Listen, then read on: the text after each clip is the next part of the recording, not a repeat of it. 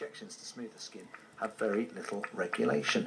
Marea Brennan Thorns has been in medical cosmetics for 15 years, a former chair of the RCN Committee on Aesthetics. Thanks for coming in to talk to us. You're welcome, Howard. Now, obviously, you're not happy with what the Chief Medical Officer was saying here, but to be fair, you can walk down the high street and random people can inject Botox and whatever into my face without regulation. That does seem odd. It does seem odd, and therefore we believe that Sir Bruce Keogh has missed an opportunity here, Howard, because in the report it does not state that these injectables must be done by medical practitioners, nurse practitioners.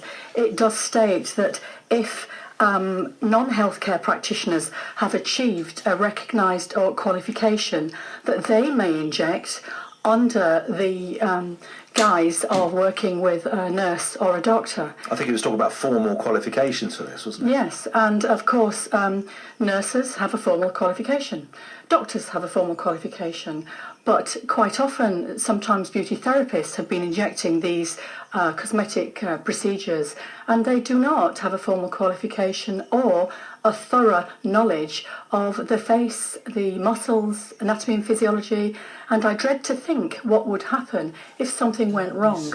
Even in the most qualified and experienced hands, I'm sure you'll understand things can go wrong. Do you welcome the majority of what was suggested? The majority I do, Howard, yes, let's be clear. Because the insurance factor, there's no pool of insurance, much like if your holiday goes bump, that there is a pool of money. Yes. That to get that, there's nothing for procedures like this. And obviously this all stemmed from the PIP implants as well, which the court case will be going on in Marseille very soon. Yes, it all stemmed from that. And of course, cosmetic injectables was brought under the same umbrella.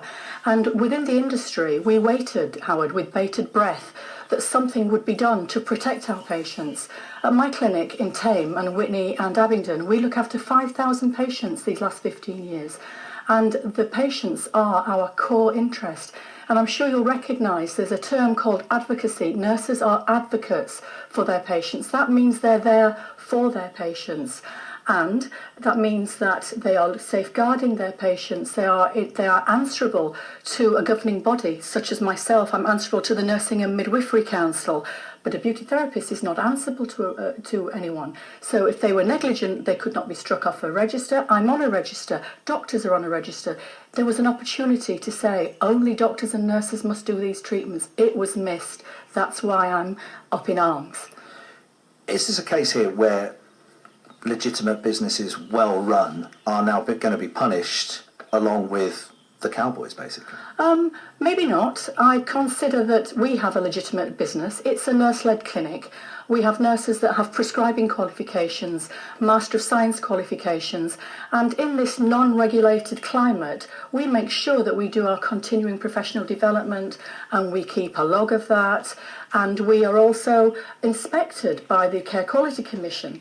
And I would not expect that anything further will be asked of us that we don't already do. But meanwhile, patients are out there vulnerable, not knowing who to turn to. And as you say, maybe walking into a high street something, or worse still, a Botox party in a hotel, and having just anybody inject their face. And you know, something could go very drastically wrong in these situations. If, for instance, an artery was blocked off, then a necrosis would happen. That's death of tissue. People have lost part of their noses when these things have gone wrong.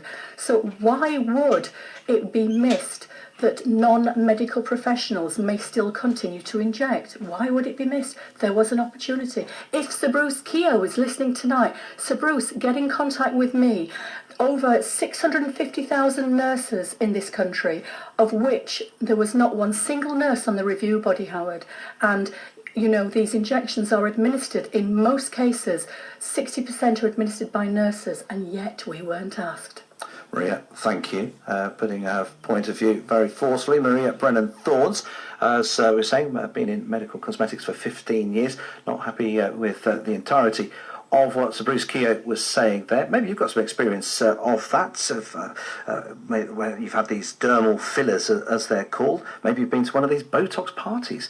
Give us a call this afternoon, 03459 311 111. Some personal experience, always very valid.